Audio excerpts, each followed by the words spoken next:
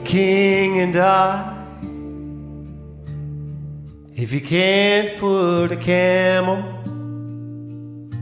through the eye of a needle, why even bother to try? So said I, and such the fool was I. I read on, turned to the page. She felt abandoned. Was it in the script for me to play the part of an ice cold heart?